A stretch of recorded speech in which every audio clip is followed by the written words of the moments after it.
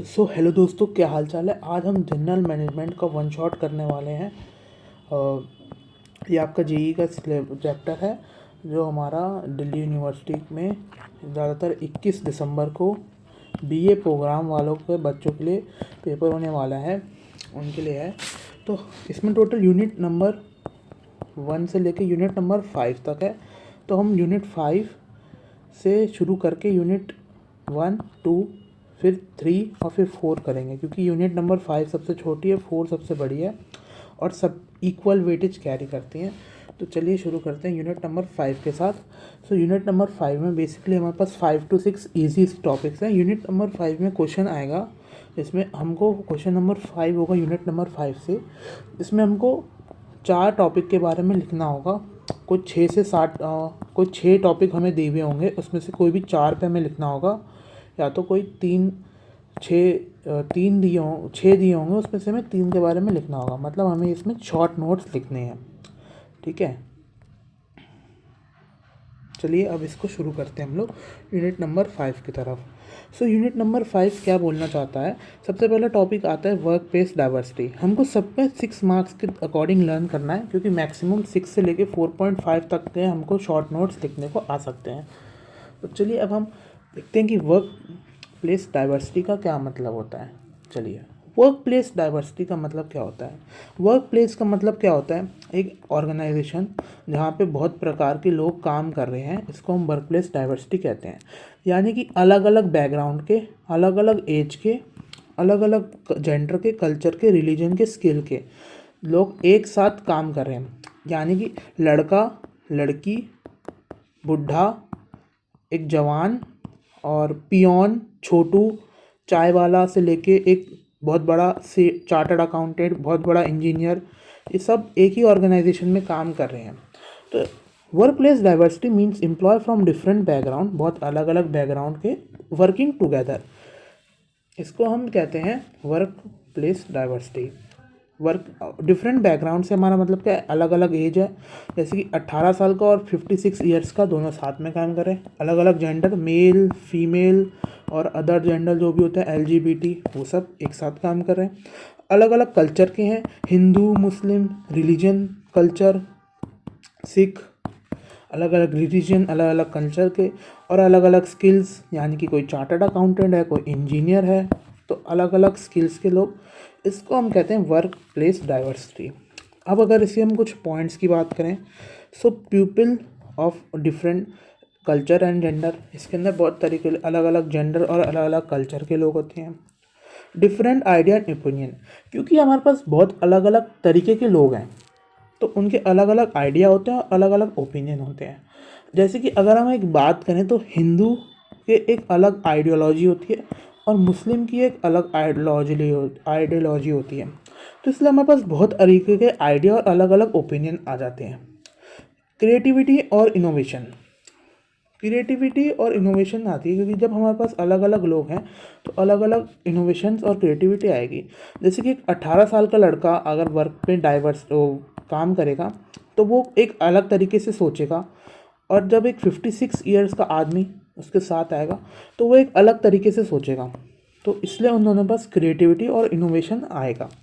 Positive work environment, इसकी वजह से एक पॉजिटिव मतलब एक खुशमिजाज इन्वायरमेंट जो है वो ऑर्गेनाइजेशन में बना रहेगा।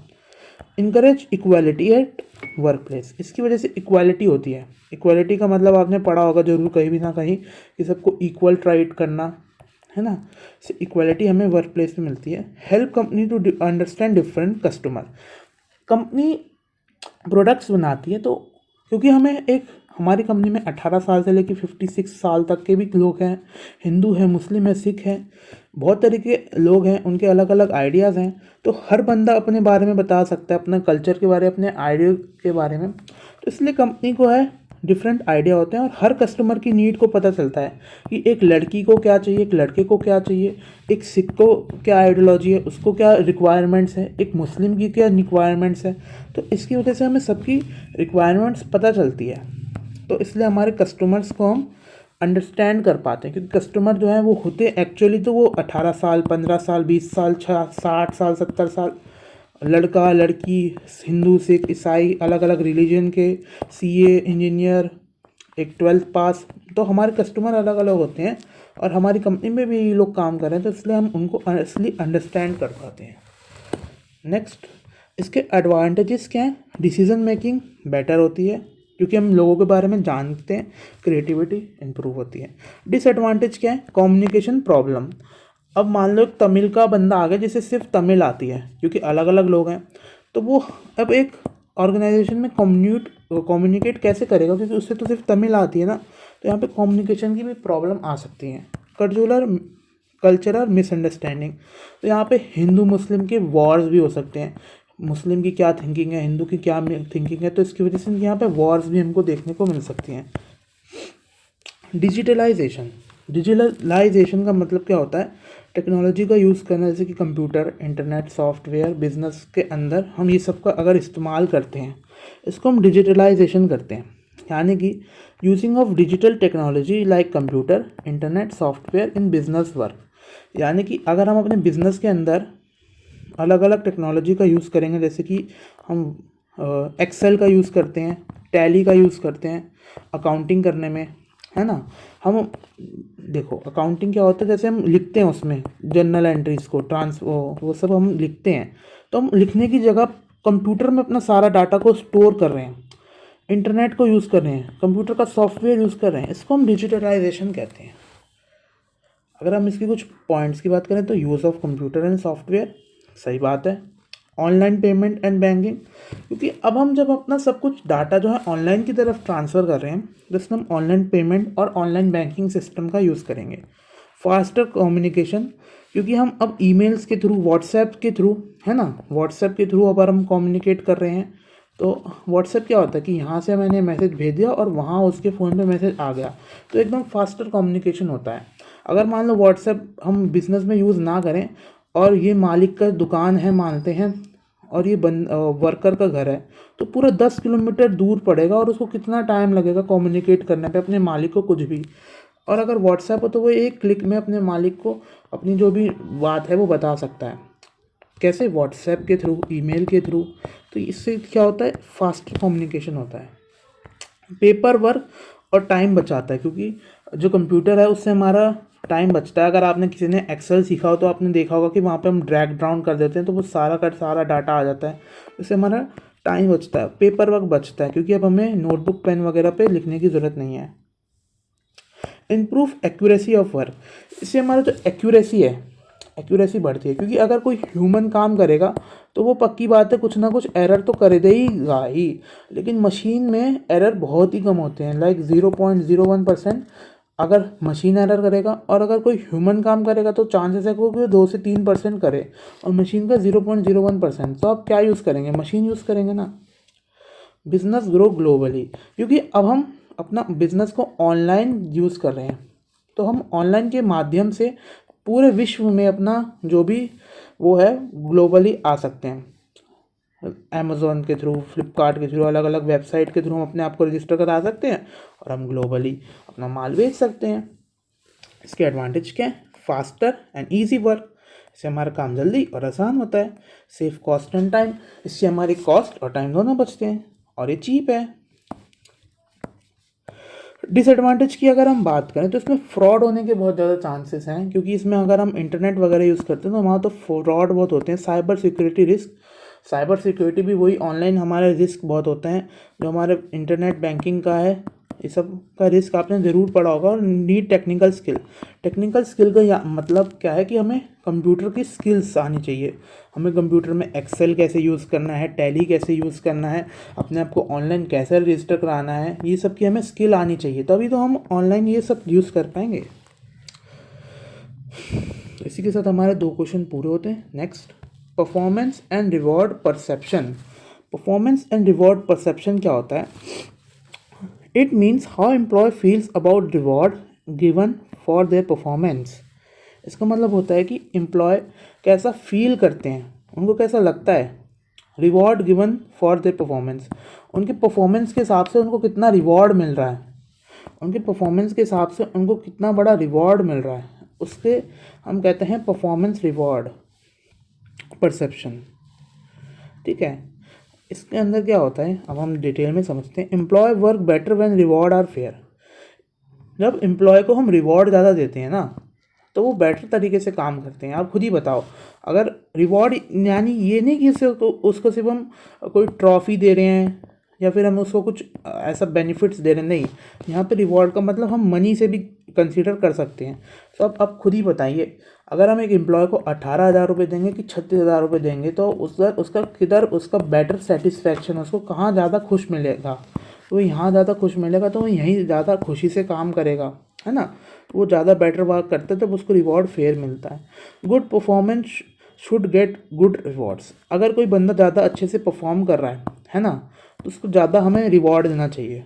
ये कहने का मतलब है reward include salary, bonus, promotion. देखिए, रिवॉर्ड का मतलब ये नहीं है कि सब हम उसको रिकॉग्निशन दे रहे हैं, ट्रॉफी दे रही हैं। इसके अंदर सैलरी, बोनस, प्रमोशन सब इंक्लूड होता है। Fair reward increase motivation. अगर हम उसको एक अच्छा रिवॉर्ड देते हैं तो वो मोटिवेशन होता है, मतलब सिंपल सी बात है, वो काम अच्छे से करता है, मोटिवेट ज़्यादा होता है अगर हम उसको फेयर वेजेस देते हैं। Unfair reward reduce moral. मतलब हम उससे काम तो करा रहे हैं 30,000 वाला और उसको दे रहे हैं हम 18,000 रुपये और मजबूरी में उसे करना पड़ रहा है, तो इसकी वजह से उसके अंदर एक डिससेटिस्फेक्शन होगा, उसके अंदर वो खुश नहीं होगा काम करते हुए। Positive perspection improve productivity. इससे उसकी प्रोडक्टिविटी यानी कि उसका जो काम करने का तरीका है, वो जो कितना काम करता है वो इंक्रीज़ होगा। एडवांटेजेस की बात करें, मोटिवेशन बढ़ता है, सेटिस्फैक्शन बढ़ता है। डिसएडवांटेज की बात करें तो इससे biasness create dissatisfaction, wrong reward reviews the performance. Entrepreneurship. So entrepreneurship का बेसिक मतलब ये हो सकता है, जब हम कोई अपना नया बिजनेस स्टार्ट करते हैं, रिस्क लेते हैं कोई काम को शुरू करने में, इसको हम एंटरप्रेन्योरशिप कहते हैं। मतलब यानी कि आजकल तो आपने शार्क टैंक में देखा ही होगा, जब हम कोई नया ब्रांड शुरू करते हैं, नया बिजनेस करता है इनोवेशन के साथ, है ना। जैसे कि हम बात करते हैं MBA चाय वाला की, तो उसने एक चाय की टपरी को एकदम स्टैंडर्ड फॉर्म में कन्वर्ट किया, एकदम बैठने वाली जगहों पे। तो ये एक तरीके का इनोवेशन था ना। आजकल तो चाय सब टपरी पे पी रहे थे उससे पहले, अब उसने एक ऐसा सेटअप किया कि चाय भी दुकानों पे मिल रही है, जहाँ पे बर्गर, पिज़्ज़ा ऐसे मॉल्स होते हैं, उसके साथ में चाय की दुकान भी है। तो इसको हम एक इनोवेशन कहेंगे। ऐसे चीज़ों को हम एंटरप्रेन्योरशिप कहते हैं। यानी कि सिंपल, कोई बिजनेस को स्टार्ट करना जिसमें कुछ इनोवेशन हो, कुछ नया चीज़ हो, उसको हम एंटरप्रेन्योर कहेंगे। चलिए अब हम एंटरप्रेन्योरशिप का मतलब समझते हैं। Entrepreneurship means starting and running a new business by taking risk. कोई बिजनेस को स्टार्ट करना या रन करना रिस्क लेके, इसको हम एंटरप्रेन्योरशिप कहते हैं। एंटरप्रेन्योरशिप की पॉइंट्स की बात हम करें तो एंटरप्रेन्योरशिप इज बिजनेस स्टार्टर। ये बिजनेस को स्टार्ट करता है, ठीक है। Entrepreneur takes business financial and business risk. Financial और बिजनेस रिस्क से हमारा मतलब क्या है, फाइनेंशियल रिस्क कैसे लेता है ये, और बिजनेस रिस्क कैसे लेता है। फाइनेंशियल रिस्क यानी कि पैसों का रिस्क, इसके जो बिजनेस में है पैसे लगे होते हैं, इसको हम फाइनेंशियल रिस्क कहते हैं। और बिजनेस रिस्क का मतलब कि बिजनेस फेल भी हो सकता है इसका, और सक्सेस भी हो सकता है। तो जो फेलियर का रिस्क लेता है तो इसको हम बिजनेस रिस्क कहेंगे। New idea and innovation. हमेशा कोई नया आइडिया और इनोवेशन होता है तभी हम उसे एंटरप्रेन्योर कहते हैं। अगर मान लो मैं अपनी एक किराने की दुकान खोल लूँ, तो मैं एंटरप्रेन्योर हूँ कि बिजनेसमैन हूँ, बताइए।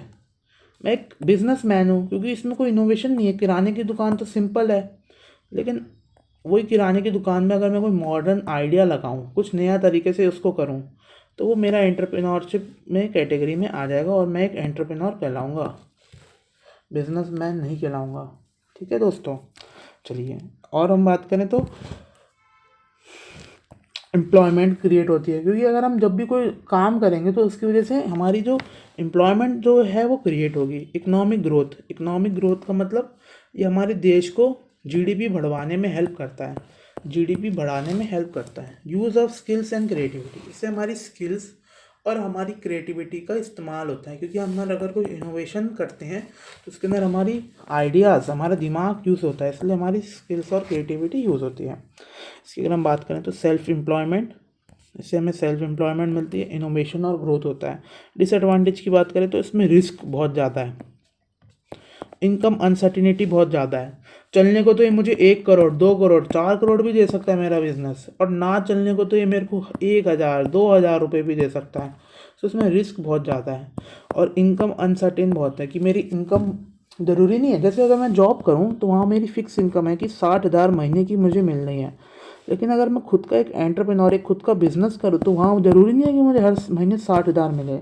कभी मेरी चांदी भी हो सकती है, 1,60,000 भी कमा सकता हूँ, और कभी मेरा नुकसान, मैं कभी 6,000 भी कमा सकता हूँ।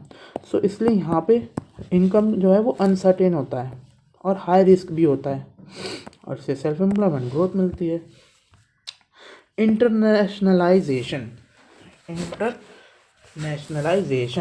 इंटरनेशनलाइजेशन का मतलब क्या होता है कि अब अपनी जो गाड़ी है वो इंटरनेशनल वे पे चली गई है, अपने डोमेस्टिक मार्केट से इंटरनेशनल पे हम गए हैं।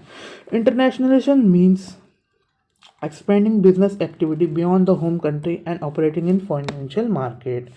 यानी कि अब जो मेरी बिजनेस है वो मैं दूसरों कंट्रीज़ में भी लेके जा रहा हूँ।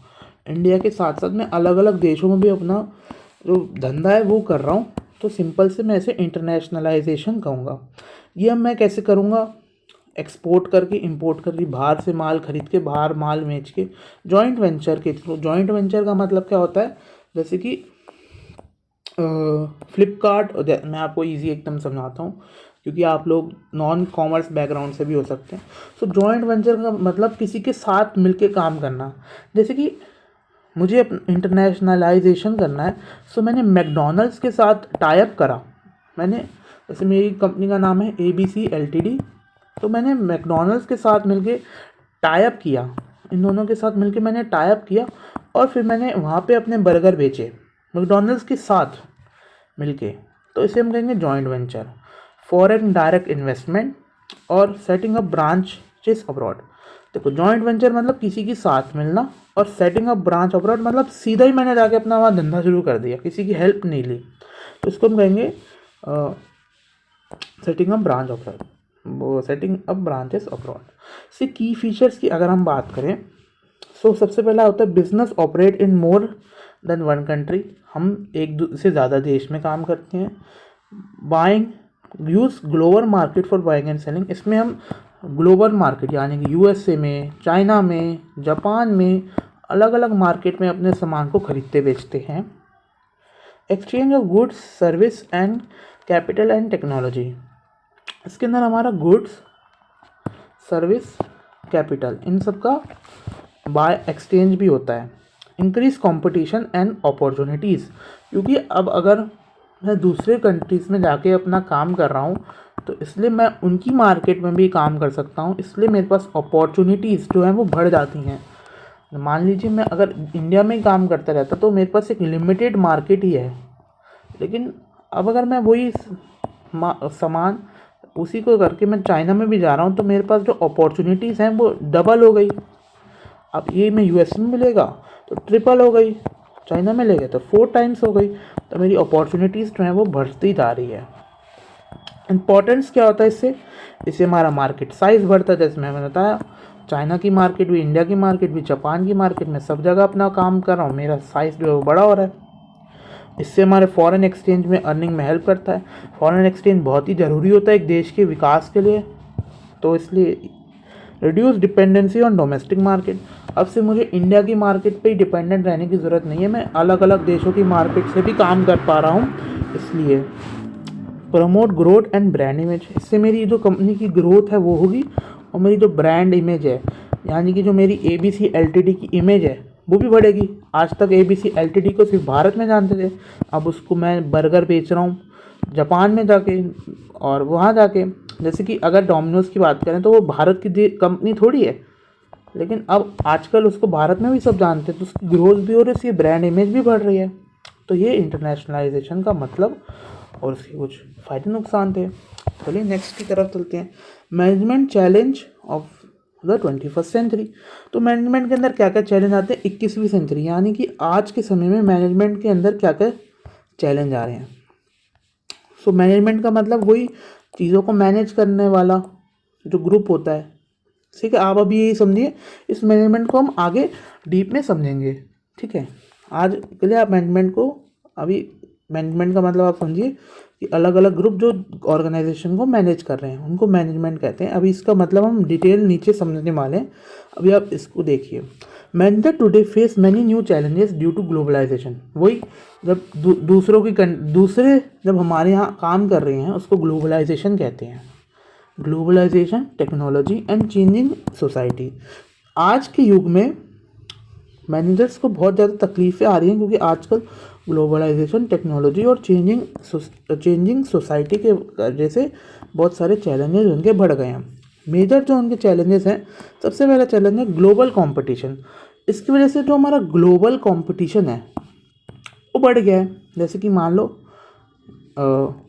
ये इंडिया है और यहाँ पे मैं अपना एक पिज़्ज़ा बेच रहा हूँ XY लिमिटेड के नाम से।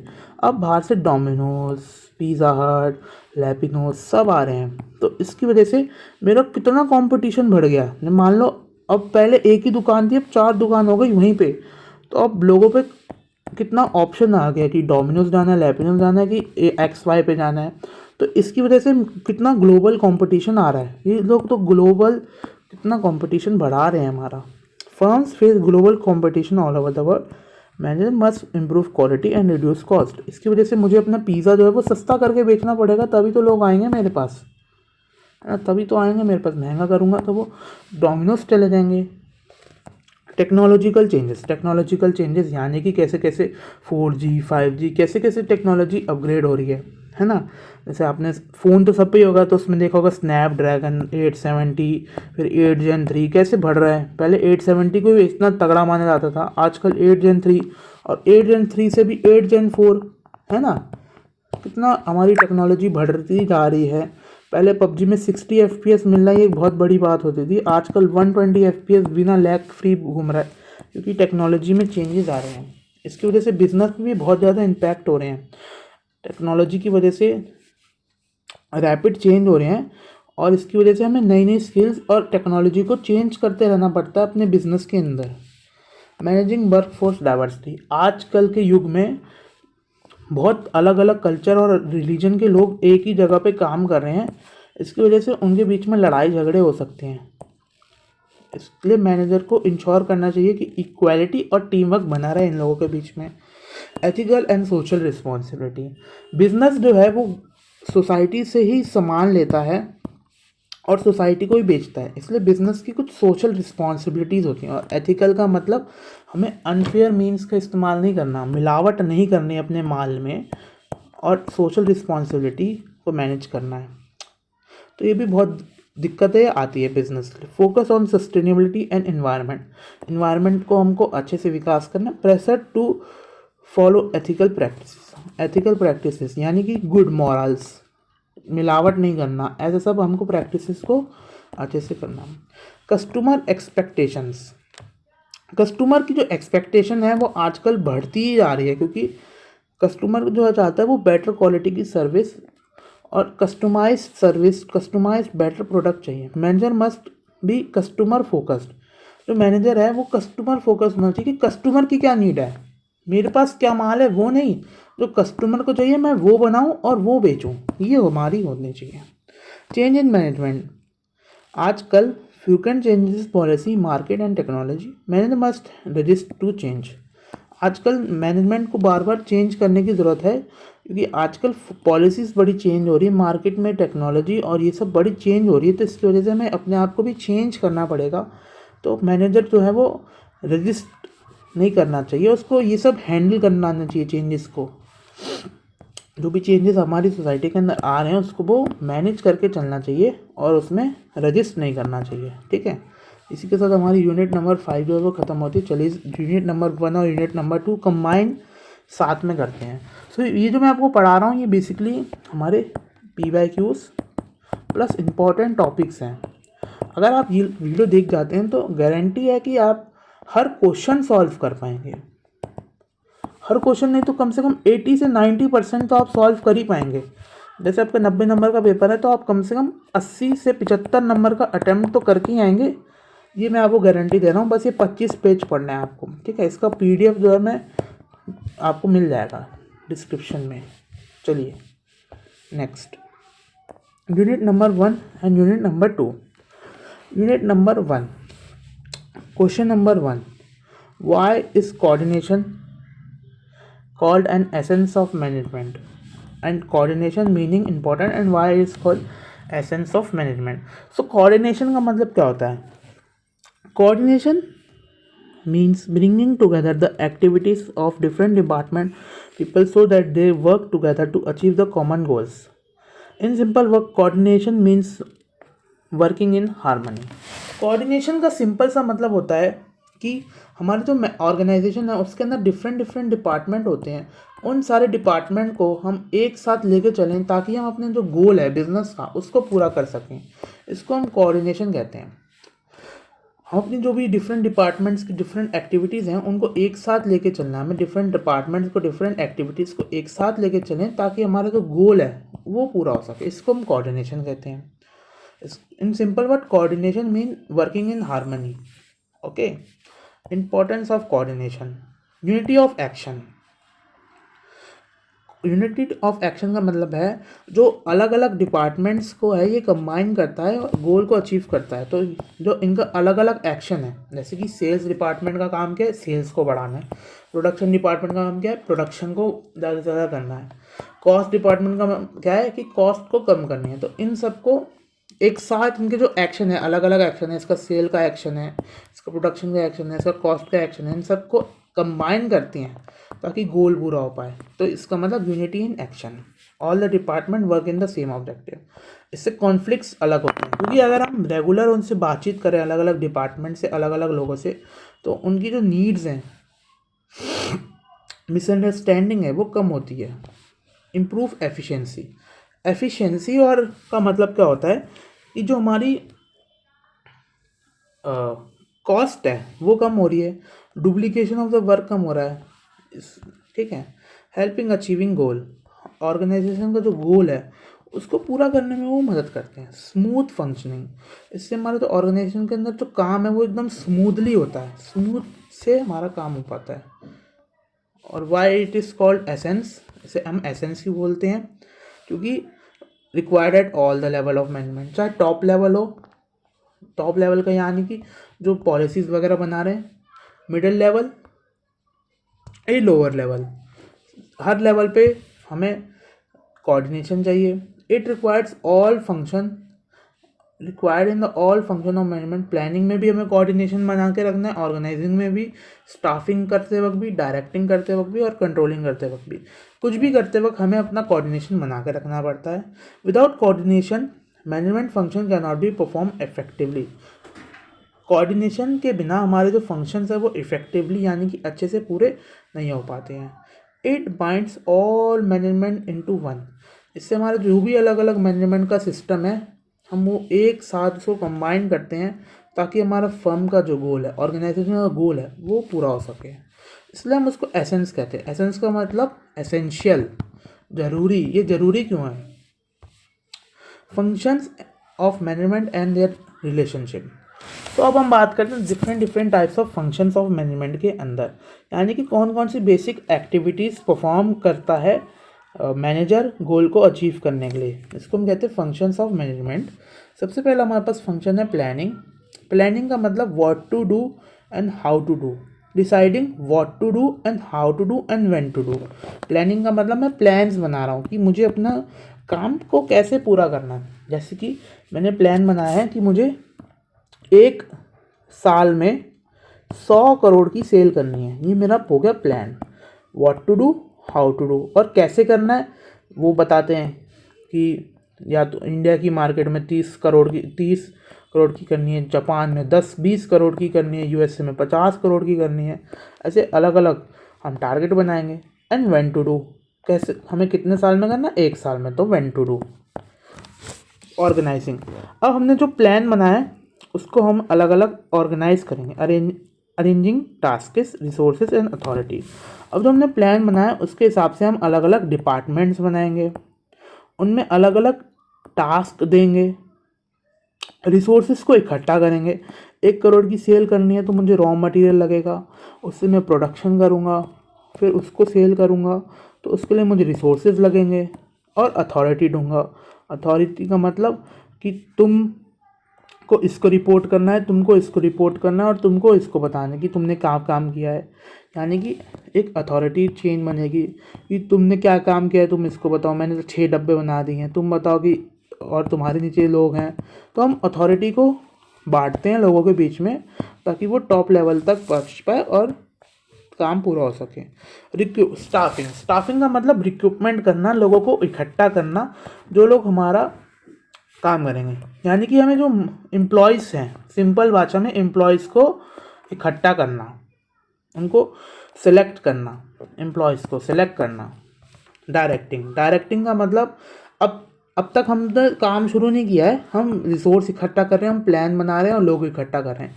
डायरेक्टिंग वो स्टेज है जहाँ से हमारा काम करने की प्रक्रिया शुरू होती है। डायरेक्टिंग से गाइडिंग, मोटिवेटिंग, सुपरवाइजिंग। गाइडिंग करना कि देखो तुमको ऐसे करना है, तुमको ऐसे करना है, तुमको ऐसे करना है। मोटिवेट करना कि देखो हम कर सकते हैं, तुम कर सकते हो। मोटिवेशन वीडियो तो आपको पता ही होगा, तो मोटिवेटिंग तो आपको मालूम ही है। और सुपरवाइजिंग मतलब उनको, उन पे एक नज़र रखना कि वो सही से काम कर भी रहे हैं कि वो मक्कारी कर रहे हैं। कंट्रोलिंग, अब हमारा ऑर्गेनाइजेशन का काम तो हो गया है, अब हम कंट्रोल करेंगे कि जो हमने सोचा था 1 करोड़ की, 100 करोड़ की सेल, ये मेरी हुई भी है कि नहीं हुई है। मतलब एक्चुअल परफॉर्मेंस से और प्लान परफॉर्मेंस से कंपेयर करना। यानी कि यहाँ पे हमने तीनों में हमने काम को बांटा, सोचा, यहाँ पे काम किया और यहाँ पे देखा कि हमने जो काम सोचा था वो पूरा हुआ है कि नहीं हुआ है, हम काम पूरा हुआ है कि नहीं हुआ है, ये हमको कंट्रोलिंग में पता चलता है। अब हम इसके बीच में relationship between the function of management की बात करें तो all functions are inter related and independent, है ना। सब फंक्शन इंटर रिलेटेड है, एक दूसरे पे इंटर रिलेटेड है। पहले प्लानिंग होगी तभी ऑर्गेनाइजिंग होगी, फिर उसी के हिसाब से स्टाफिंग होगी और फिर हम वो काम शुरू करेंगे, उनको डायरेक्टिंग करेंगे और फिर हम कंट्रोलिंग करेंगे कि हमने जो प्लान बनाया था वो पूरा हुआ है कि नहीं हुआ। तो ये इंटर रिलेटेड और इंटरडिपेंडेंट है। ये इस पे डिपेंडेंट है, ये इस पे डिपेंडेंट है, ये इस पे डिपेंडेंट है और ये इस पे डिपेंडेंट है, इसलिए इंटरडिपेंडेंट है। Planning is the base for on the function. हम प्लान बनाएंगे तभी तो हम बाकी सारे काम करेंगे, उसी के हिसाब से हम लोगों को इकट्ठा करेंगे, उसी के हिसाब से हम कंट्रोलिंग करेंगे, उसी के हिसाब से हम डायरेक्टिंग करेंगे। ऑर्गेनाइजिंग फॉलो प्लान, ऑर्गेनाइजिंग जो है वो प्लान को ही तो फॉलो कर रहा है। रिसोर्सेज वगैरह तो हम इकट्ठा करेंगे, वो हम प्लान के हिसाब से ही तो करेंगे। अगर मेरा 100 करोड़ का सेल्स का है तो मुझे ज़्यादा रिसोर्स लगेंगे, तो मैं ऑर्गेनाइजिंग उस हिसाब से करूँगा। अगर मेरा 10 करोड़ का प्लान है तो मुझे कम रिसोर्स लगेंगे, तो मैं उस हिसाब से ऑर्गेनाइज करूँगा। तो प्लान के हिसाब से हम ऑर्गेनाइजिंग करते हैं। स्टाफिंग सपोर्ट ऑर्गेनाइजिंग, अब हमने जो ऑर्गेनाइजिंग करें हैं, डिपार्टमेंट्स बनाए हैं, जो रिसोर्स इकट्ठा करें, उसके हिसाब से हमें लोग चाहिए। अगर हमने ज़्यादा टेक्नोलॉजी ऑर्गेनाइज करी है तो हमें कम लोग चाहिए। हमने अगर लेबर पे ज़्यादा फोकस किया है तो हमें ज़्यादा लोग चाहिए। तो स्टाफिंग जो है ऑर्गेनाइजिंग से सपोर्टेड है। Directing put plan into action, अब हमने जो प्लान बनाया है, लोग इकट्ठा करें हैं, रिसोर्स करें, वो सब यहाँ से शुरू होता है, उनमें एक्शन आता है, उनको हम काम करवाते हैं, शुरू करते हैं। और कंट्रोलिंग देखता है कि जो प्लान बना है वो एज पर प्लान जा रहा है, हमने जो सोचा था वो वैसा हो रहा है कि नहीं हो रहा। इसलिए मैनेजमेंट ऑफ फंक्शन ये कॉन्टीन्यूस प्रोसेस है। पहले ये, फिर ये, फिर ये, फिर ये, फिर ये, फिर वापस ये, एक कॉन्टीन्यूस प्रोसेस है। तो चलता रहता है, चलता रहता है। कॉन्टीन्यूस का मतलब ऐसे ऐसे ऐसे होता रहता है। चलिए, question number 3, management meaning and characteristics. Management का मतलब, उसके मीनिंग और कैरेक्टरिस्टिक्स। अगर हम इसके बारे में बात करें तो मैनेजमेंट का बेसिक मतलब क्या होता है। मैनेजमेंट का मतलब होता है it is a process of planning, staffing, directing, controlling the resources to achieve the goal effectively and efficiently. ये बेसिक डेफिनेशन है जो आपको लर्न करनी है। मैनेजमेंट का मतलब क्या होता है, प्लानिंग करना, ऑर्गेनाइजिंग, स्टाफिंग, डायरेक्टिंग, कंट्रोलिंग, जो हमने अभी पीछे पढ़े हैं, to achieve the goal of the organization. उससे हम कैरेक्टरिस्टिक्स की बात करें तो ये गोल ओरिएंटेड होता है। मैनेजमेंट हम इसलिए करते हैं ताकि हमारा जो ऑर्गेनाइजेशन का गोल है वो पूरा हो सके। कॉन्टीन्यूस प्रोसेस है, जैसे हमने अभी बात करी यहाँ पे ऊपर, कॉन्टीन्यूस प्रोसेस है, वही यहाँ पे हमको समझाना है। ग्रुप एक्टिविटी है, मैनेजमेंट के अंदर पीपल्स इन्वॉल्व होते हैं, कोई अकेला आदमी जो है वो मैनेजमेंट नहीं करता है, यहाँ बहुत सारे पीपल लगते हैं, इसलिए ग्रुप एक्टिविटी है। परवेसिव, मैनेजमेंट हर जगह लगता है और हर लेवल पे लगता है। मैनेजमेंट वो है मैकडॉनल्ड्स में भी लग रहा है, डोमिनोज पे भी लग रहा है, एक छोटू की टपरी पे भी लग रहा है, क्योंकि एक छोटू की टपरी वाला भी प्लान बना रहा है कि मुझे आज इतनी चाय बेचनी है, मुझे चाय पत्ती इतनी चाहिए, दूध इतना चाहिए, तो हर जगह लगेगा ये। परवेसिव का मतलब ऑल, परवेसिव का मतलब सब जगह, सब जगह, परवेसिव का मतलब सब जगह। मल्टी डायमेंशनल, यानी कि इसमें बहुत सारे डायमेंशन होते हैं। एक होता है डायमेंशन वर्क का, एक डायमेंशन पीपल का, और एक डायमेंशन ऑपरेशंस का। ऑपरेशंस, पीपल एंड वर्क, ये 3 डायमेंशन इसके अंदर होते हैं। WPO, ठीक है। डायनेमिक, डायनेमिक का मतलब चेंज होता रहता है। मैनेजमेंट को हमें चेंज करना पड़ता है इन्वायरमेंट के हिसाब से, इन्वायरमेंट के हिसाब से हमें चेंज करना पड़ता है मैनेजमेंट को, ठीक है। Level of management, level of management की अगर हम सबसे बात करें, सो सबसे पहला लेवल होता है टॉप, टॉप लेवल होता है। इसको समझते हैं। सबसे पहला लेवल क्या होता है? टॉप। टॉप लेवल वो लोग होते हैं जो बिजनेस में प्लानिंग करते हैं, ज़्यादातर जो बिजनेस के प्लान्स को बनाते हैं वो होते हैं टॉप लेवल। जैसे कि हमारे बोर्ड ऑफ डायरेक्टर, हमारे CEO, CFO, आपने सुना होगा जो बड़े बड़े पोस्ट पे होते हैं वो टॉप लेवल पे आते हैं। इनका काम क्या होता है? ऑब्जेक्टिव बनाना, पॉलिसी बनाना, यानी कि ऑब्जेक्टिव का मतलब हमें क्या अपना गोल अचीव करना है, पॉलिसीज़ बनाना अलग अलग। Making long term plans, long term के बारे में हमें सोचना है कि आज कंपनी यहाँ पे है और हमें 10 साल बाद हम कंपनी को क्या देखते हैं। Overall control of organization, overall organization को कंट्रोल करना। मिडिल लेवल, मिडिल लेवल की अगर हम बात करें तो ये ज़्यादातर मैनेजर्स होते हैं। मिडिल लेवल का मतलब मैनेजर होते हैं। देखिए टॉप लेवल पे तो CEO, CFO है, और ये जो प्लान बनाते हैं इसको, प्लान को एग्जीक्यूट करने की ड्यूटी होती है मैनेजर की। Implementing the plan of the top level management, manager ही तो होता है जो अपने एम्प्लॉयज़ को बताएगा कि प्लान तुम्हें कैसे करना है, कोऑर्डिनेटिंग करता है और मोटिवेटिंग करता है लोअर लेवल के मैनेजर्स को। लोअर लेवल क्या होते हैं? लोअर लेवल वो होते हैं जो सुपरवाइज़र होते हैं, फोरमैन होते हैं, इनके नीचे आते हैं सुपरवाइज़र, फोरमैन, और इनके भी नीचे कौन होते हैं? रियल वर्कर्स, जो असली में काम कर रहे हैं, ठीक है। Supervisor, workers, maintaining discipline and insurance quality and quantity of work. देखो मैं आपको एक बेसिक सा फ्लो बताता हूँ कि क्या होता है। सबसे पहले हमारे पास लोअर लेवल होते हैं। लोअर लेवल मतलब ये नहीं जो वर्कर्स हैं, जैसे कि हम आपको एक स्कूल के बारे में बताते हैं, स्कूल के एग्जाम्पल से आपको समझ आएगा। स्कूल में क्या होता है, यहाँ पे लोअर लेवल पे है, मान लीजिए टीचर्स जो आपको पढ़ाते हैं, एक्चुअली में आपको पढ़ा रहे हैं वो है टीचर्स। इससे ऊपर कौन है? प्रिंसिपल। और इससे भी ऊपर कौन है? जो डायरेक्टर्स होते हैं स्कूल्स के, वो वगैरह, चेयरमैन, डायरेक्टर्स। सो ऐसे फ्लो होता है स्कूल में। और इनके नीचे कौन होते हैं? स्टूडेंट्स, जो असली में पढ़ाई कर रहे होते हैं। सो वैसे ही लोअर लेवल वाले वो लोग होते हैं जो सुपरवाइज करते हैं, और फोरमैन को, जो असली में काम कर रहे हैं, ये उनके साथ जुड़े हुए होते हैं, ठीक है। वो होते हैं हमारे लोअर लेवल पे। मिडिल लेवल पे वो लोग होते हैं तो मैनेजर्स होते हैं किसी डिपार्टमेंट के, ठीक है। जैसे कि मैं आपको बताता हूँ, ABC LTD है, उसके अंदर उन्होंने CEO, CFO ने एक प्लान बना दिया और वो प्लान बता दिया। अब अलग अलग डिपार्टमेंट्स के अलग अलग हेड होते हैं, उनको वो प्लान बता देते हैं। अब वो जो अलग अलग डिपार्टमेंट के हेड हैं वो अपने अपने लोगों को ये प्लान बता देंगे। फिर वो जो उनके लोग हैं वो ये प्लान को वर्कर से करवाएंगे। तो ये जो वर्कर से करवा रहे हैं ये कौन है? Lower level. इनको जो प्लान बता रहे हैं वो कौन है? Middle level. और जो प्लान बना रहे हैं वो कौन है? Top level. सिंपल सी बात है, आपको ये लर्न करना पड़ेगा, ठीक है। ये वाला आपका PYQ है, ये आपका पूछा जा चुका है। ये जो भी सारे क्वेश्चन है ये बहुत इंपॉर्टेंट है, और ये PYQ है बेसिकली आपके, ये आपके पूछे जा चुके हैं, ठीक है। चलिए अब नेक्स्ट पे चलते हैं। Contingency approach to management. एक मिनट, हाँ। Contingency approach to management. Contingency approach state that there is no best way of managing. Contingency ये कहता है कि कोई भी एक मेथड नहीं होता मैनेज करने का। हमें जो मैनेजमेंट है वो सिचुएशंस के हिसाब से करनी चाहिए। कोई भी एक फिक्स्ड वे नहीं है मैनेज करने का इस आदमी को। सिचुएशन पे डिपेंड करेगा, क्योंकि हमारे जो लोग हैं, जैसे मान लो हमने मोटिवेशनल एक टेक्निक बना ली, अगर हमें किसी को मोटिवेट करना है तो हम उसे बोनस देंगे, लेकिन ज़रूरी नहीं है कि, क्योंकि हमारे एम्प्लॉयज़ जो हैं वो हर वक्त, क्योंकि ह्यूमन नेचर तो हर वक्त चेंज होता रहता है।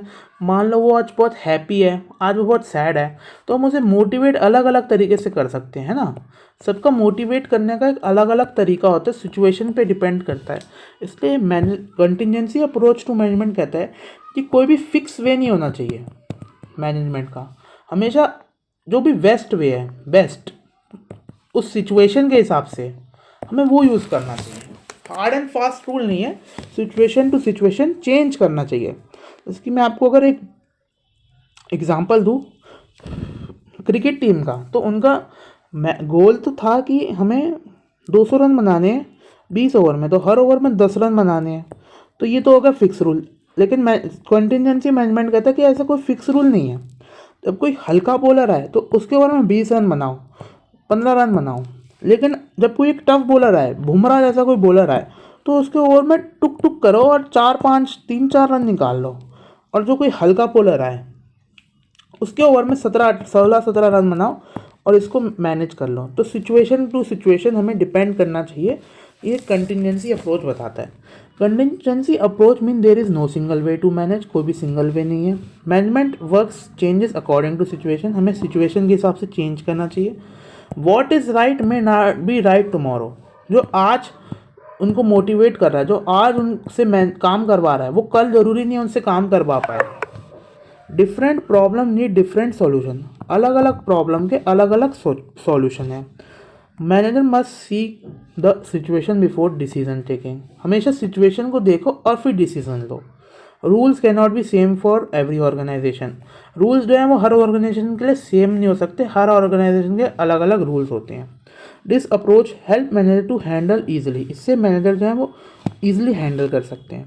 It teaches manager to be flexible not rigid, इससे वो फ्लेक्सिबल हो सकते हैं और रिजिड नहीं। रिजिड का मतलब फिक्स, एकदम यही है जो भी है, ऐसे फिक्स का मतलब ये फिक्स होने की ज़रूरत नहीं है, रिजिड होने की ज़रूरत नहीं है। रिजिड का मतलब फिक्स होने की ज़रूरत नहीं है।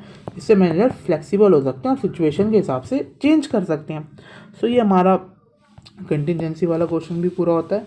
नेक्स्ट क्वेश्चन क्या था, Taylor contribution to management. So Taylor एक बहुत बड़े हमारे उनके रूलर वो थे, FW टेलर। इन्होंने बहुत सारे हमको अलग अलग प्रिंसिपल्स दिए थे मैनेजमेंट के, 14 कुछ प्रिंसिपल दिए थे उन्होंने। लेकिन आज तक आपसे 14 के 14 प्रिंसिपल कभी पूछे ही नहीं गए हैं पेपर में। हमेशा आपसे इनके कॉन्ट्रीब्यूशंस पे क्वेश्चन आए हैं या इनके घुमा फिरा के क्वेश्चन आए हैं। तो आपको इनका बेसिक मतलब पता होना चाहिए, इनकी इंपॉर्टेंस पता होना चाहिए और आप गुड टू गो। और अगर कभी पूछ भी ले तो और वाला आप क्वेश्चन कर लेना, और में हमेशा पक्का ऐसे कुछ दिया होगा टेलर और इनके कंट्रीब्यूशन के बारे में। सो आपका काम बन जाएगा इसको देख के ही।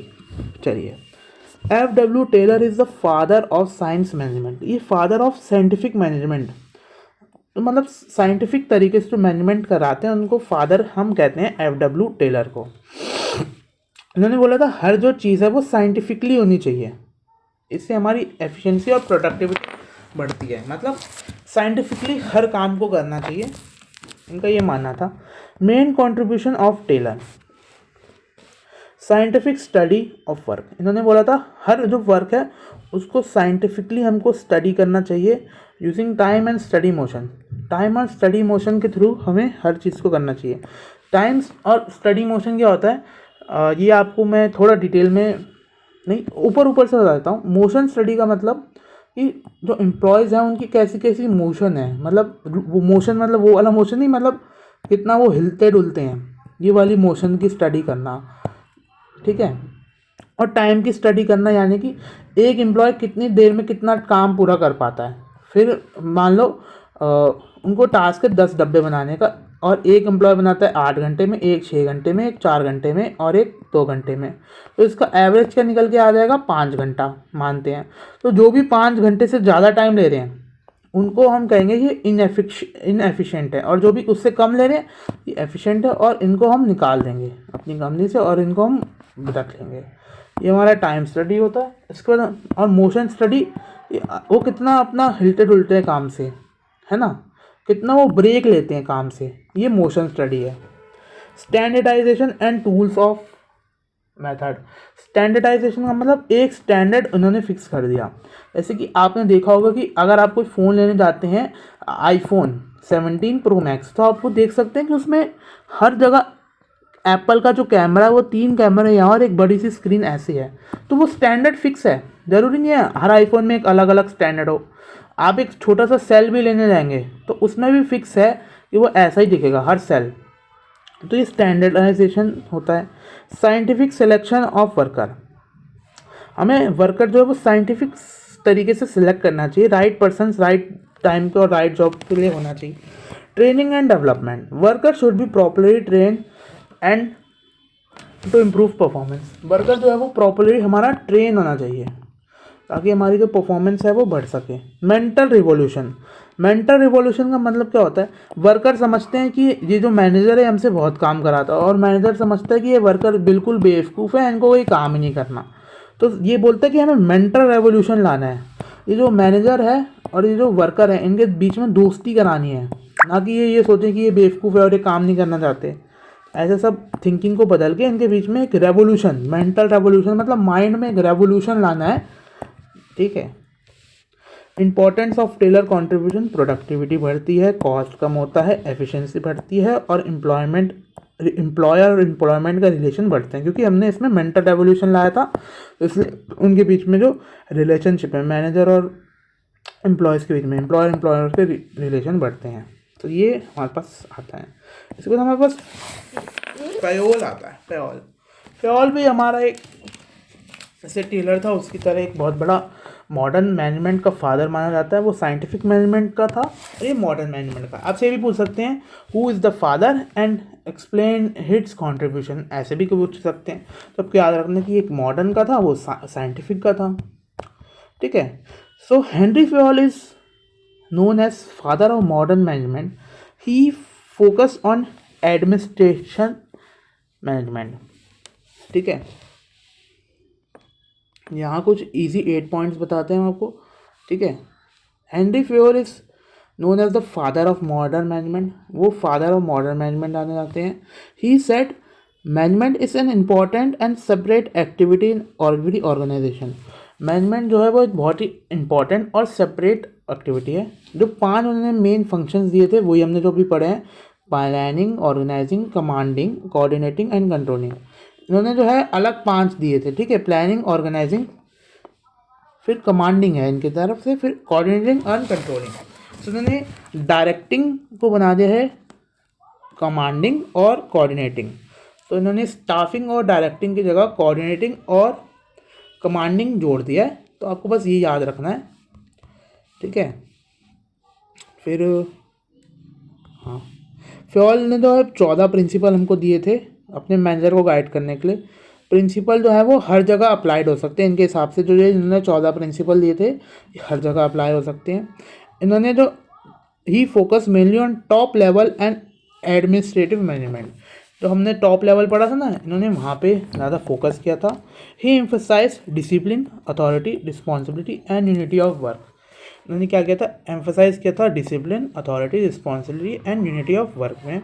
His idea form the base of modern management and studies are still useful, ठीक है। ये जो है ये मॉडर्न मैनेजमेंट के फादर हैं, वो साइंटिफिक मैनेजमेंट के फादर थे। ये इनके जो कुछ प्रिंसिपल हैं ये आपको लर्न करने पड़ेंगे, ठीक है। इसमें कुछ ऐसा अंडरस्टैंडिंग वाला काम था ही नहीं। नेक्स्ट हमारे पास आते हैं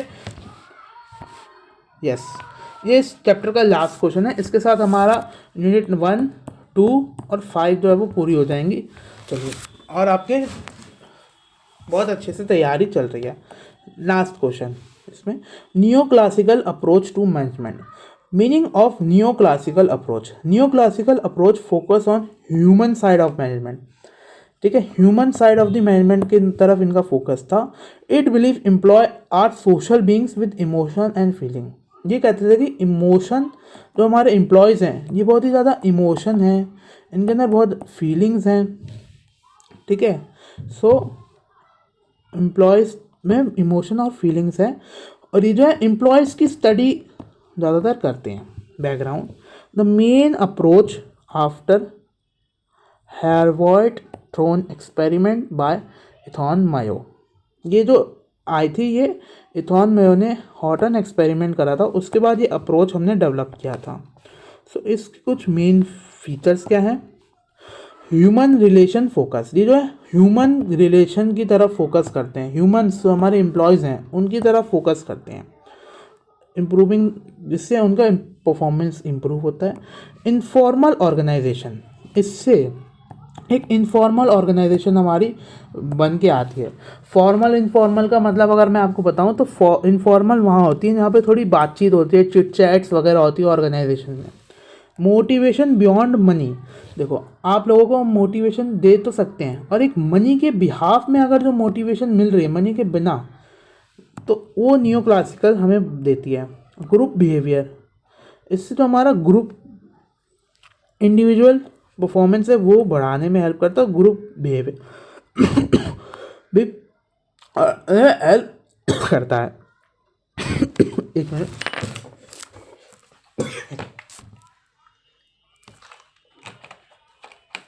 जी, जब कहते leadership and communication, effective leadership and communication, क्योंकि हम यहाँ पे ह्यूमंस जो हमारे काम कर रहे हैं उनकी स्टडी कर रहे हैं। सो लीडरशिप और कम्युनिकेशन भी ये हमारी इम्प्रूव कराने में हेल्प करते हैं। इंपॉर्टेंस की बात करें तो इससे हमारा एम्प्लॉयज़ का मोरल बढ़ता है। मोरल यानी कि उनका जो अंदर की इच्छा शक्ति है। टीम वर्क इनकरेज होता है। लेबर टर्नओवर, यानी कि वो जॉब से कम क्विट करते हैं।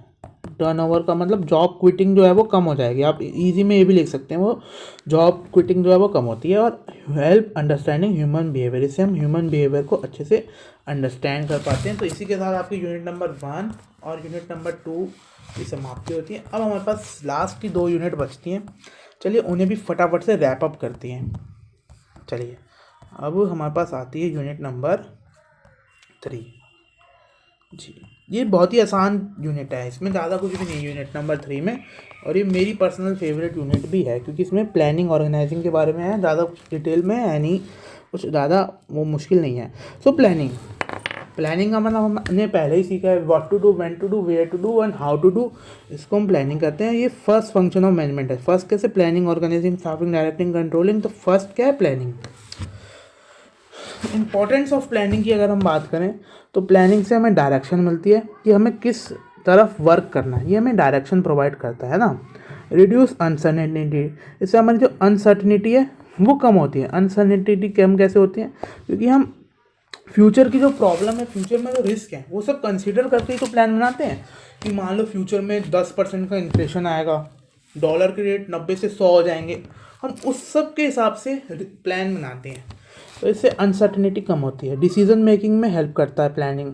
रिड्यूस वेस्टेज, क्योंकि अगर हम एक अच्छा प्लान बनाएंगे तो इससे हमारा जो वेस्टेज है वो भी कम हो पाएगा।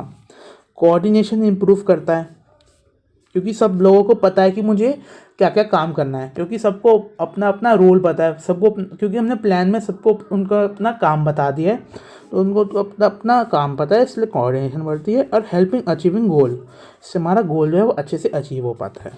लिमिटेशन, कुछ इसकी ख़राब बात करें, कॉस्टली, बहुत पैसा लगता है प्लानिंग में, टाइम कंज्यूम, बहुत ज़्यादा टाइम लगता है।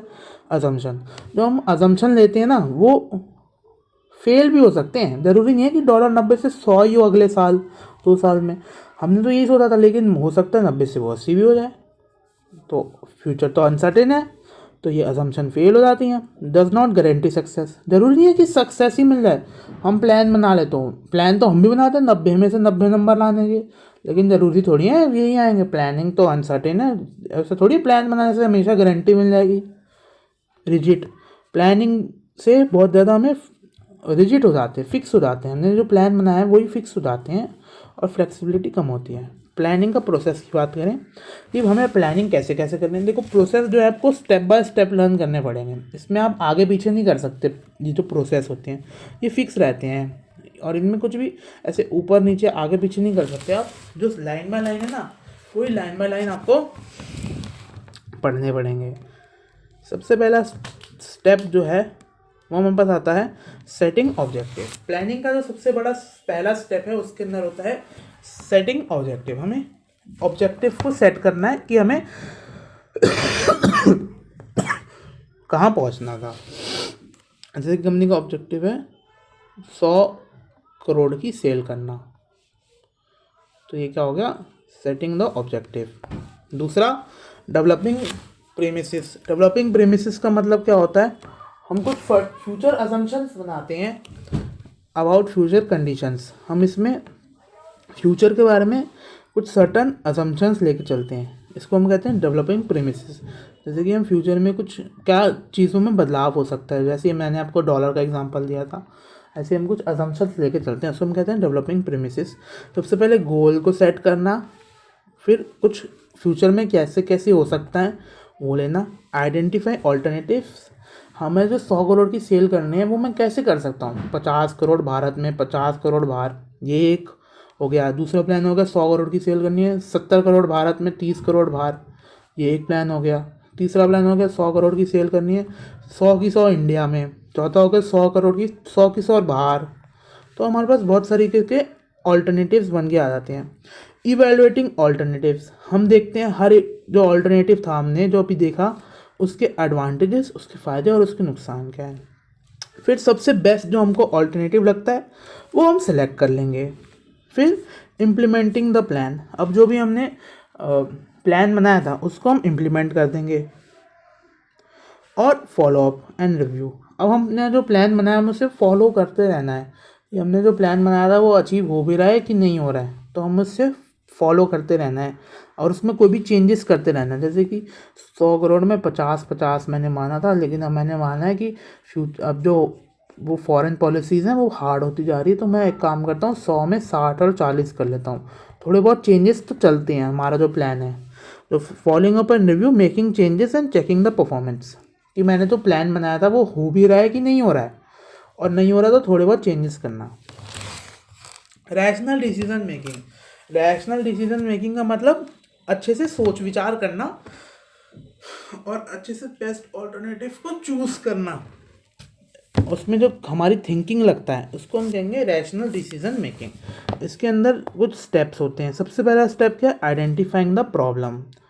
जो हमारी डिसीजन मेकिंग का मतलब कोई डिसीजन बनाना, हम डिसीजन तभी बनाते हैं जब कोई प्रॉब्लम होती है। सबसे पहले आइडेंटिफाई द प्रॉब्लम। दूसरा, कलेक्टिंग इन्फॉर्मेशन, अब हमें इन्फॉर्मेशन को इकट्ठा करनी है। अब developing alternatives, evaluating, selecting, implementing, easy और रिव्यूइंग। सो क्या करना है हमें, सबसे पहले हमें प्रॉब्लम का पता करना है, फिर इंफॉर्मेशन इकट्ठी करनी है, फिर अलग अलग अलग अलग जो ऑल्टरनेटिव्स हैं वो देखने हैं, फिर हर ऑल्टरनेटिव का क्या फ़ायदा है क्या नुकसान है, क्या फ़ायदा है क्या नुकसान है वो देखना है।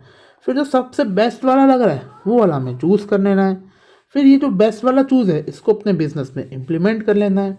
फिर हमने देखना है कि रिव्यू करना है कि उस जो हमने इम्प्लीमेंट किया है सबसे बेस्ट वाला वो हमारे काम आ भी रहा है कि नहीं आ रहा है डिसीजन मेकिंग में। ईजी। सो इससे रिड्यूस रिस्क होता है, अनसर्टेनिटी कम होती है, quality of decision making improve होता है, अचीवमेंट ऑफ गोल होते हैं और लॉजिकल थिंकिंग हमारी बढ़ती है, अनसर्टेनिटी कम होती है। ये कुछ पॉइंट्स थे। नेक्स्ट, ऑर्गेनाइजेशन स्ट्रक्चर को सिलेक्ट करते वक्त क्या क्या कंसिडरेशन हमको दिमाग में अपने रखनी पड़ती है, मैं आपको बताऊं तो अब हाँ ये वाले पे थे। सो कौन कौन से organization structure show how activities and authorities are divided and coordinated. So कौन कौन से हमको organization structure consideration for organization structure shows how activities authorities are divided and coordinated. So इससे हमें पता चल एक हाँ, तो ऑर्गेनाइजेशन स्ट्रक्चर का मतलब क्या होता है पहले हम वो समझते हैं, चलिए। इसके नीचे हाँ ये रहा, types of organization structure. Organization का हमारा जो कैसा स्ट्रक्चर है, मतलब हम बिजनेस में कैसे काम करेंगे उसको हम कहते हैं ऑर्गेनाइजेशन का स्ट्रक्चर। ऑर्गेनाइजेशन में हमारे पास बेसिकली 3 प्रकार के स्ट्रक्चर हैं। सबसे पहला स्ट्रक्चर है line organization structure. Line organization structure एक ऐसा स्ट्रक्चर होता है जिसमें जो ऑर्गेनाइजेशन का स्ट्रक्चर है वो टॉप टू बॉटम फॉलो होता है, यानी कि यहाँ बॉस है, यहाँ मैनेजर है, यहाँ वर्कर है, ऐसे टॉप टू बॉटम फॉलो हो रहा है, मतलब ऊपर से नीचे की तरफ जा रहा है, ठीक है, टॉप टू बॉटम। इसको हम कहते हैं लाइन ऑर्गेनाइजेशन स्ट्रक्चर। एक स्ट्रेट लाइन में जा रहा है, यहाँ बॉस है, मैनेजर है, वर्कर है, एकदम स्ट्रेट, तो ये हमारा लाइन लाइन में है, इसलिए हम कहते हैं इसको लाइन ऑर्गेनाइजेशन स्ट्रक्चर। इसकी अगर हम बात करें, line organization is the simplest and the oldest one. इसमें टॉप टू बॉटम होता है और जो एम्प्लॉय है वो अपने सुपीरियर वन से ही सिर्फ रिसीव करता है क्या काम करना है, मैनेजर, सुपरवाइज़र, वर्कर। इसके हम एडवांटेज की बात करें तो ये सिंपल होता है, क्विक होता है, क्लियर अथॉरिटी होती है। सिंपल क्यों है? क्योंकि हमें मालूम है कि मुझे बॉस बताएगा और मैनेजर को बॉस बताएगा, मैनेजर एम्प्लॉय को बताएगा, तो सिंपल है। और क्विक डिसीजन मेकिंग है, क्योंकि जल्दी हमारा इंफॉर्मेशन का जो है वो फ्लो हो रहा है। और अथॉरिटी और रिस्पॉन्सिबिलिटी, किसको क्या काम करना है उसकी क्लैरिटी है। डिसएडवांटेज क्या है? Heavy workload on top management, उनको सारा काम वो ऐसे इंफॉर्मेशन पहुंचानी है टॉप मैनेजमेंट को। लैक ऑफ स्पेशलाइजेशन और not suitable for large organization, जो ऑर्गेनाइजेशन बड़ी बड़ी होती हैं वहाँ ये सूटेबल नहीं हो पाता। Functional organization structure. Functional organization structure एक ऐसा ऑर्गेनाइजेशन का स्ट्रक्चर होता है जहाँ पे हम जो है ऑर्गेनाइजेशन को अलग अलग डिपार्टमेंट के हिसाब से बांटते हैं। अलग अलग डिपार्टमेंट के हिसाब से नहीं बांटते, अलग अलग फंक्शंस के हिसाब से बांटते हैं। अलग अलग फंक्शन से मेरा मतलब क्या है? मान लो ये मेरी AB लिमिटेड नाम की एक कंपनी है, ठीक है। तो अब मैं यहाँ पे बहुत सारे अलग अलग उसको बांटा हूँ, जैसे कि मैंने बनाया एक प्रोडक्शन का डिपार्टमेंट, मैंने बनाया एक सेल्स का डिपार्टमेंट, मैंने बनाया एक कॉस्ट का डिपार्टमेंट, मैंने बनाया एक मार्केटिंग का डिपार्टमेंट। तो मैंने अलग अलग फंक्शंस के हिसाब से बांट दिया कि इनको सिर्फ सेल करनी है, इनको सिर्फ प्रोडक्शन करनी है, इनको सिर्फ वो करना है। तो जब मैं अलग अलग फंक्शंस के हिसाब से अपनी ऑर्गेनाइजेशन को बांट दूंगा तो मैं उसे कहूँगा फंक्शनल ऑर्गेनाइजेशन। जैसे कि production manager, finance manager, marketing manager, इन्होंने देखो सब के हिसाब से बांटा है। नेक्स्ट क्या होता है? Divisional organization structure. इसके अंदर हम क्या करते हैं, जैसे कि वही मेरी AB लिमिटेड है। अब मान लो मैं बहुत सारी की प्रोडक्ट्स में डील करता हूँ, मैं एक सोप बनाता हूँ, मैं मान लो टूथपेस्ट बनाता हूँ, ठीक है, मेरी कंपनी के अंदर। एक मिनट, मैं सोप बनाता हूँ, मैं टूथपेस्ट बनाता हूँ।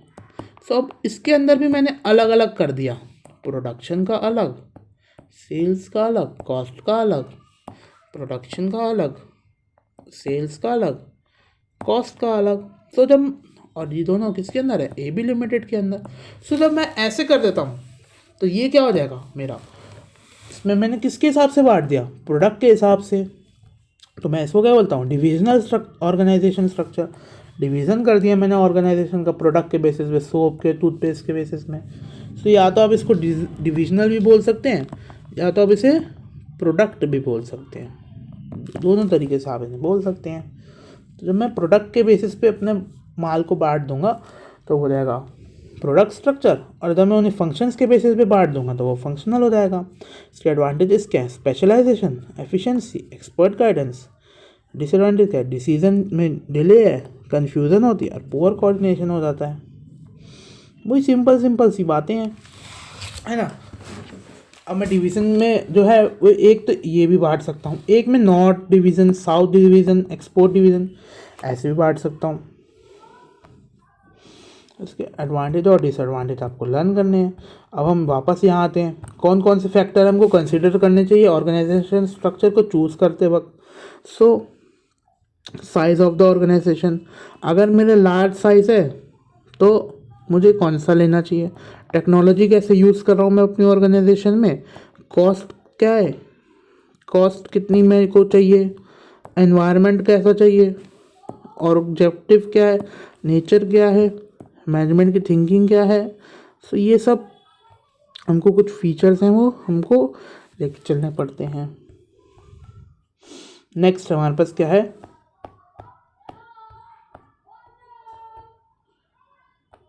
अच्छा, नेक्स्ट हमारे पास है process of organizing. Process of organizing की अगर हम बात करें, सो प्रोसेस में हमारे पास क्या क्या होता है, स्टेप्स इन क्या है, सबसे पहले आइडेंटिफिकेशन ऑफ वर्क।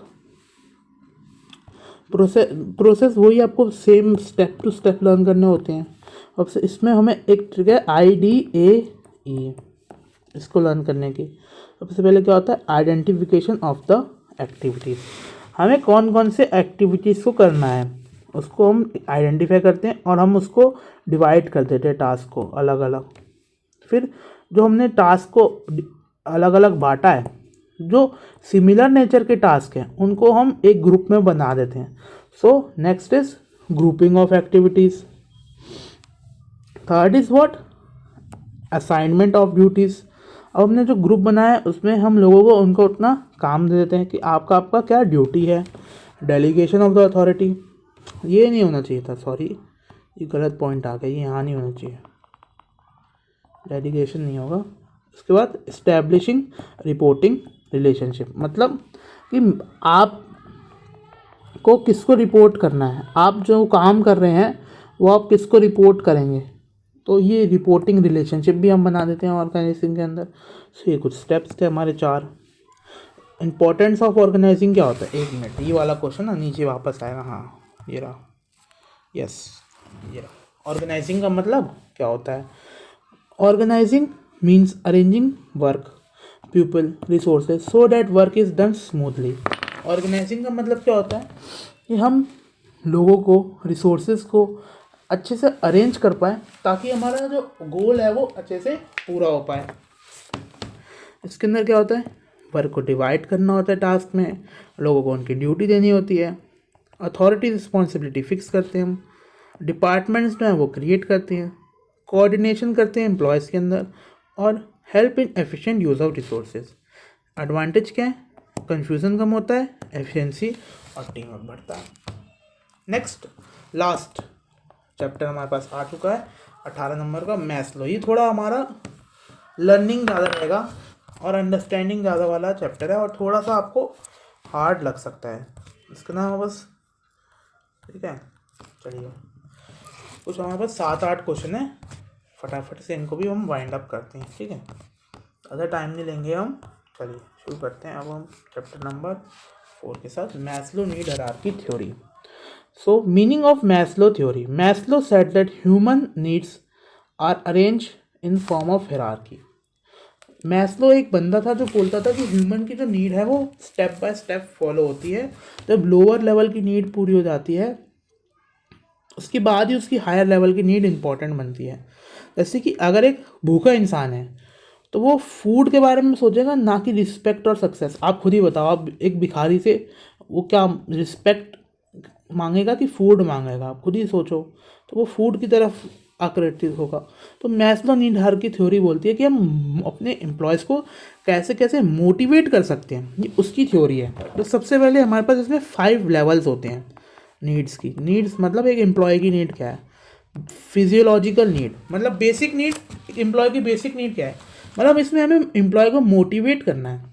सो हम एम्प्लॉय को कैसे कैसे मोटिवेट कर सकते हैं, तो सबसे पहले उसकी बेसिक नीड अगर हम पूरी कर देंगे तो वो मोटिवेट हो जाएगा। जैसे कि हम उसे फूड दे रहे हैं, वाटर दे रहे हैं, क्लोथ्स दे रहे हैं, स्लीप दे रहे हैं, शेल्टर दे रहे हैं, तो हम ये कैसे देते हैं, इन टर्म्स ऑफ मनी दे देते हैं और वो ये सब खरीद लेता है। सो ये वो उसकी बेसिक नीड्स हैं, इसलिए हम इसे फिजियोलॉजिकल नीड कहते हैं।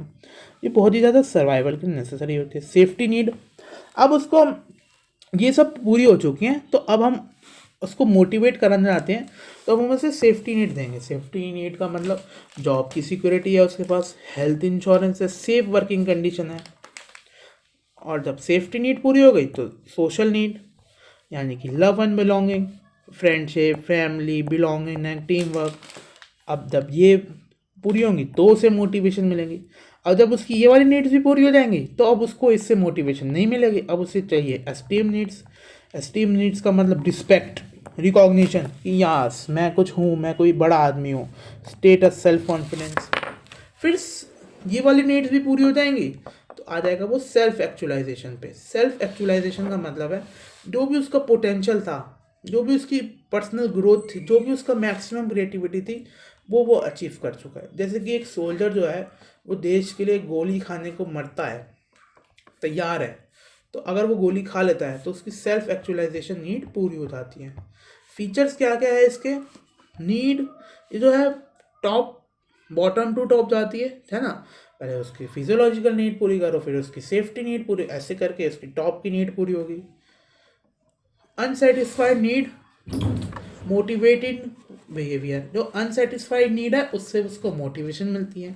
Satisfied need stop motivating. जो उसके पास है उसको मोटिवेट नहीं करती, जो उसके पास नहीं है वो उसे मोटिवेट करती हैं। इंपॉर्टेंस क्या है इसकी? इससे हम एम्प्लॉय को मोटिवेट कर पाते हैं, इससे हमारा ह्यूमन मैनेजमेंट अच्छे से होता है और ह्यूमन का बिहेवियर समझ पाते हैं। Herzberg Q factor theory. Herzberg Q factor theory क्या कहते हैं? हेजलबर्ग क्यू फैक्टर थ्योरी बोलते हैं एक कि हमारे पास job satisfaction are different from different factor which cause job dissatisfaction. इसके अंदर 2 मेन फैक्टर्स हैं हमारे पास। एक है हाइजीन फैक्टर और एक है मोटिवेशनल फैक्टर। हाइजीन फैक्टर की अगर हम बात करें, जो एसेंशियल तो नहीं है एम्प्लॉय को मोटिवेट करने का, मतलब ये एम्प्लॉय को अगर नहीं मिलेगी तो वो डीमोटिवेट हो जाएगा। ये जो जॉब इन्वायरमेंट से रिलेटेड होती हैं, यानी कि इससे उसे मोटिवेशन तो नहीं मिलती। अगर हम वो ये चीज़ें देंगे तो उसे मोटिवेशन तो नहीं मिलेगी, लेकिन अगर हम उसे नहीं देंगे तो वो ज़रूर डीमोटिवेट हो जाएगा। समझ रहे हो कि अगर हम उसे देंगे तो वो मोटिवेट नहीं होगा, लेकिन अगर हम नहीं देंगे तो वो डीमोटिवेट ज़रूर हो जाएगा। ये होता है हाइजीन फैक्टर। हाइजीन फैक्टर में आता है हमारे पास salary, company policy, job security और वर्किंग कंडीशन। ठीक है, salary, company policy, job security और वर्किंग कंडीशन। यानी कि अगर हम उसको ये सब देंगे तो वो इतना मोटिवेट नहीं होगा, लेकिन अगर उसे नहीं देंगे तो वो डीमोटिवेट ज़रूर हो जाएगा। अगर हम उसे सैलरी नहीं देंगे तो वो ऐसा कोई मोटिवेट तो नहीं हो रहा, क्योंकि उसे मालूम है काम कर रहा हूँ तो सैलरी तो मिलेगी, लेकिन अगर उसे नहीं देंगे तो वो नाराज़ ज़रूर हो जाएगा। जॉब सिक्योरिटी देंगे या नहीं देंगे तो वो डीमोटिवेट हो जाएगा, देंगे तो इतना कुछ नहीं होगा। तो ये सब फैक्टर्स हैं, आपको लर्न करने हैं। Next, motivational factor. Motivational factor वो फैक्टर होते हैं जो उसके अंदर रियल मोटिवेशन पैदा करते हैं, जैसे कि अचीवमेंट, प्रमोशन, अपॉर्चुनिटीज़, रिस्पॉन्सिबिलिटी। ये चीज़ें हैं जो रियल में मोटिवेट करते हैं, और ये चीज़ें हैं जो उसे मोटिवेट नहीं करते, लेकिन अगर हम उसे नहीं देंगे तो वो डीमोटिवेट ज़रूर हो जाएगा। डीमोटिवेट वो ज़रूर हो जाएगा। समझ में आया? चलिए, सो कंक्लूजन क्या है कि सिर्फ मनी के मोटिवेट नहीं कर सकता, ग्रोथ और ग्रोथ रिकॉग्निशन भी मोटिवेट करता है लोगों को। इससे मैनेजर डिसीजन मेकिंग बेटर कर पाते हैं, एम्प्लॉयज़ का मोटिवेशन बढ़ता है और डिससेटिस्फैक्शन जो है वो थोड़ा कम होता है। फिर हमारे पास कम्युनिकेशन आता है। कम्युनिकेशन का मतलब क्या होता है? अपने आइडियाज़, थॉट, फीलिंग जो है वो लोगों के बीच में भेजना, अपने आइडियाज़, थॉट, फीलिंग्स को कम्युनिकेट करना, इसको हम कम्युनिकेशन कहते हैं। प्रोसेस अगर हम इसकी बात करें तो सबसे पहले एक सेंडर होता है। सेंडर वो जो मैसेज भेजना चाहता है, जो आदमी मैसेज भेजना चाहता है उसको हम कहते हैं sender, the person who send. Idea, वो जो भेजना चाहता है मैसेज उसको हम कहेंगे idea. Encoding, message channel, receiver, decoding. ठीक है, तो आपको इसको समझना होता है। हम तो सबसे पहले सेंडर जो आइडिया भेजना चाहता है, आइडिया जो उसे भेजना है, इनकोडिंग वो कैसे भेजेगा, वर्ड से, सिंबल से। चलिए मैं आपको एक एग्जांपल से बेटर अंडरस्टैंडिंग करवाता हूँ। मान लीजिए मुझे अपने भाई को बताना है कि वो जब वो वापस घर आए तो वो मेरे लिए कुछ लेके आ जाए, जैसे कि वो मेरे लिए 1 प्लेट मोमोज़ लेके आ जाए। तो ये मेरा मैसेज है। सो मैं हूँ सेंडर जो भेजना चाहता है। आइडिया कि मुझे उसको बताना है कि मेरे माइंड में क्या है, तो thought in the sender mind, मेरे माइंड में है कि वो मेरे लिए मोमोज़ लेके आए, तो ये मेरे लिए आइडिया है। इनकोडिंग, अब मेरा जो वो आइडिया है वो मैं कैसे बताऊँ उसको, तो मेरे पास नहीं है। या तो मैं उसे कॉल करके बताऊँगा या तो मैं सिंबल्स में बताऊँगा। तो मैं अपने आइडिया को जो है वो टेक्स्ट में कन्वर्ट कर रहा हूँ, मैं उसको व्हाट्सएप पे लिख रहा हूँ। ठीक है, व्हाट्सएप पे मैं वो लिख रहा हूँ तो टेक्स्ट कर रहा हूँ, इनकोडिंग कहते हैं इसे, मैसेज। अब जो वो इन्फॉर्मेशन जो मैं भेजना चाहता हूँ कि हेलो भैया मेरे लिए आते वक्त मोमोज़ लेके आना, तो ये हो गया है मैसेज। अब कैसे भेजना ये मैसेज को, चैनल, जैसे हमारे एग्जांपल में चैनल क्या है, व्हाट्सएप के थ्रू, तो ये चैनल होगा कि मीडियम जिसके थ्रू मैं अपना मैसेज भेज रहा हूँ, रिसीवर जिसको वो मैसेज पहुँचेगा तो वो उसे मैसेज पहुँच जाएगा, डिकोडिंग, अंडरस्टैंडिंग द मैसेज, अच्छा वो मैसेज को पढ़ेगा और अंडरस्टैंड करेगा कि इसके लिए आते वक्त मोमोज लेके आने हैं, फिर वो फीडबैक दे देगा व्हाट्सएप पे, ओके या फिर नो, जो भी उसका फीडबैक होगा वो भेज देगा। सो ऐसे हमारा कम्युनिकेशन का प्रोसेस होता है, यही प्रोसेस है, ये आपको स्टेप बाय स्टेप लर्न करना है, इसमें आप ऊपर नीचे आगे पीछे नहीं कर सकते हैं, ठीक है। सो कम्युनिकेशन का मतलब अपनी फीलिंग्स आइडिया को शेयर करना टू और मोर पीपल में, ये उसकी प्रोसेस है।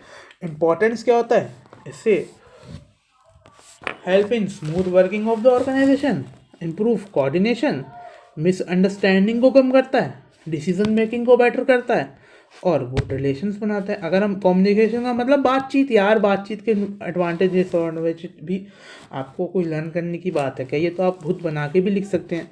कम्युनिकेशन के क्या फ़ायदे हैं, इससे मिसअंडरस्टैंडिंग कम होती है, डिसीजन में हेल्प, कोऑर्डिनेशन, ठीक है। चलिए, स्टाफिंग। स्टाफिंग का मतलब क्या होता है, स्टाफिंग का मतलब होता है selecting the right person at the right time for the right job, इसको हम स्टाफिंग बोलते हैं। ये हमने फंक्शंस में भी पढ़ा था। सो मतलब हमारे जो कंपनी के एम्प्लॉयज़ हैं उनको इकट्ठा करना, इसको हम स्टाफिंग बोलते हैं सिंपल में। सो इस स्टाफिंग का जो प्रोसेस है वो क्या होता है, सबसे पहला मैन पावर प्लानिंग, मुझे अपने काम के लिए कितने लोगों की ज़रूरत है, मैन पावर रिक्रूटमेंट, रिक्रूटमेंट का मतलब मुझे लोगों को रिक्रूट करना है कि मैंने मान लो रिक्रूटमेंट डाल दिया, जैसे inviting the application for the candidate, मैंने न्यूज़पेपर में डाल दिया, मतलब इश्तिहार डालना, मैंने टेलीविज़न पे ऐड चला दी, न्यूज़पेपर में डाल दिया, मैंने वो naukri.com पे डाल दिया, ठीक है।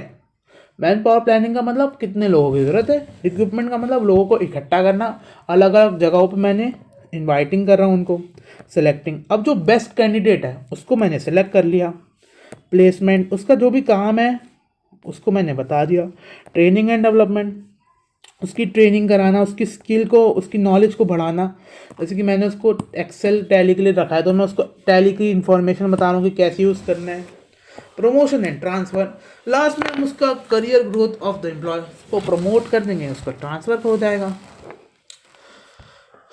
इम्पोर्टेंस क्या है, इससे हमें मैन पावर मिलती है, ऑर्गेनाइजेशन गोल अचीव होता है, एफिशिएंटली एम्प्लॉय इम्प्रूव होता है, कॉस्ट की लेबर कम होती है, जॉब सेटिस्फैक्शन जो है वो इंक्रीज होता है। जॉब सेटिस्फैक्शन इंक्रीज क्यों होता है, क्योंकि हमने राइट पर्सन को चूज़ किया है एक राइट टास्क के लिए, जैसे कि मैंने महेंद्र सिंह धोनी को ही विकेट कीपिंग के लिए सेलेक्ट किया है, विराट कोहली को विकेट कीपिंग के लिए सिलेक्ट नहीं किया है, इसलिए सेटिस्फैक्शन बढ़ेगा हमारा, ठीक है, राइट पर्सन को सिलेक्ट करा है। अब हमारे पास जी बस 2-3 क्वेश्चन बचे हैं, फिर हमारा चैप्टर ख़त्म होने वाला है और सिलेबस हमारा कंप्लीट हो जाएगा। Leadership meaning and style. So leadership का मतलब क्या होता है, leadership is the ability of a person to influence and guide other to achieve organizational goal. Leadership हमारा एक ऐसा एबिलिटी है पर्सन को to influence and guide other to achieve the organization goal, organization का गोल को achieve करने की, ताकि हम लोगों को इन्फ्लुएंस और गाइड करें ताकि वो हमारे अचीव ऑर्गेनाइजेशन का गोल है वो अचीव हो सके, इसको हम कहते हैं लीडरशिप। लीडरशिप की इंपॉर्टेंस की मैं अगर बात करूं तो इससे एम्प्लॉयड मोटिवेट होते हैं, उनका परफॉर्मेंस बढ़ाता है, उनका डिसिप्लिन आता है और गोल जो है वो हमारा अचीव होता है। टाइप्स ऑफ लीडरशिप, सबसे पहले ऑटोक्रेटिक लीडरशिप। ऑटोक्रेटिक लीडरशिप जैसे कि हिटलर, मतलब तुमको ये काम करना है तो यही करना है, हमने इसमें एम्प्लॉयज़ की वो नहीं लेते, एडवाइस वगैरह नहीं लेते, ठीक है। हमने उन्हें बोल दिया कि तुम्हें 1 महीने में 100 डब्बे बनाने हैं, मतलब बनाने हैं, बात ख़त्म, उनसे कोई कंसल्टेंसी नहीं ली, लीडर ने अपना अलोन डिसीजन लिया। एडवांटेज, क्विक और यूज़फुल इन एमरजेंसीज। डिसएडवांटेज की लो एम्प्लॉय एंड क्रिएट फियर, ठीक है। डेमोक्रेटिक लीडरशिप एक ऐसी प्रकार की लीडरशिप होती है जिसके अंदर हम एम्प्लॉयज़ की डिसीजन मेकिंग में उनका पार्टिसिपेट कराते हैं। जैसे कि आप भी बताइए, आपको क्या लगता है, कंपनी को 100 करोड़ की सेल करनी है, आप भी अपना डिसीजन बताइए। तो और लीडर उनसे फिर सजेशन लेता है, वो कहता है कि देखो आपको इंडिया में अब इतनी सेल करनी चाहिए, बाहर इतनी करनी चाहिए, ऐसे। इससे एडवांटेज क्या है कि हाई मोरल, एम्प्लॉय का मोरल बढ़ता है, टीम वर्क बढ़ता है। डिसएडवांटेज क्या है, बहुत टाइम लेता है, सबकी सुनो, तू क्या कह रहा है, तू क्या कह रहा है, और स्लो डिसीजन बहुत होते हैं, टाइम बहुत लगता है और स्लो बहुत होता है और कॉस्टली भी है, क्योंकि हमें सुननी पड़ती है, तो उसके लिए हमें सेटअप करना पड़ता है, मीटिंग्स करनी पड़ती है।